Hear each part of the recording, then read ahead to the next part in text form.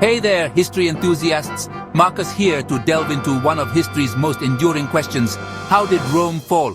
You see, the Roman Empire didn't just have a bad day, collapse overnight and call it quits. It's not like someone sneezed on the emperor and boom, the empire was gone. The fall of Rome was more like a slow burn, a gradual unraveling of a once mighty power. A whole bunch of different factors played a role, kind of like when you try to make a cake and you forget the baking soda and then the oven's too hot, and then you drop the whole thing on the floor. Over the next few minutes, we'll explore the factors that led to the fall of the Western Roman Empire, and trust me, it's a story full of intrigue, drama, and maybe even a few lessons for us today. First up, let's talk politics, Roman style. Imagine a system so corrupt, so unstable, it makes modern politics look like a picnic. Okay, maybe not that bad, but you get the idea. Roman emperors, some good, some not so good, faced assassination attempts, military coups, and more backstabbing than a season of your favorite reality TV show. This constant power struggle meant that long-term planning, you know, the kind that's essential for running an empire, was about as common as a unicorn sighting. Add to that, the empire had grown so vast, so sprawling, that governing it was like trying to herd a pack of caffeinated kittens. It was chaos, plain and simple.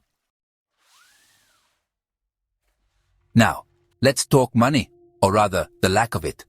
Imagine an economy built on the backs of enslaved people, an economy where inflation runs rampant like a toddler on a sugar high.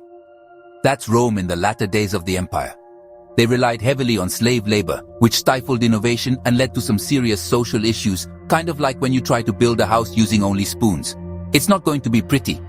On top of that, constant wars and lavish spending had drained the imperial coffers, leading to, you guessed it, heavy taxation. So you've got an economy that's sputtering, people struggling to make ends meet, and the empire is in desperate need of a financial advisor, preferably one who doesn't wear a toga. Remember that vast empire, the one that was as hard to govern as a room full of puppies? Well, it needed a mighty army to protect it, and for a while Rome had one. But even the mightiest legions can falter. Maintaining a massive army stretched across an enormous empire is expensive.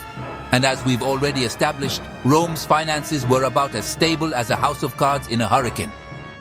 This led to recruitment issues, and soon, the once proud legions were being filled with mercenaries, many of whom were the very same barbarians they were supposed to be defending against.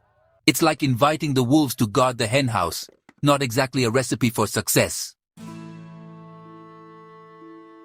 Imagine a society where the very fabric of its identity is fraying, where the values and traditions that once held it together are being questioned and challenged. That's Rome in the 4th and 5th centuries. The rise of Christianity, while eventually becoming a unifying force, initially created divisions in Roman society.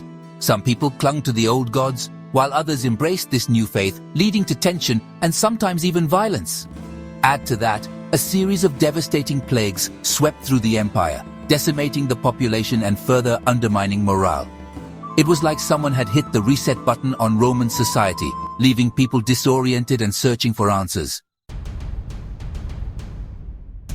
And now for the part you've all been waiting for, the barbarian invasions. Picture hordes of fierce warriors driven from their homelands by the Huns, a force even more terrifying than your average barbarian horde.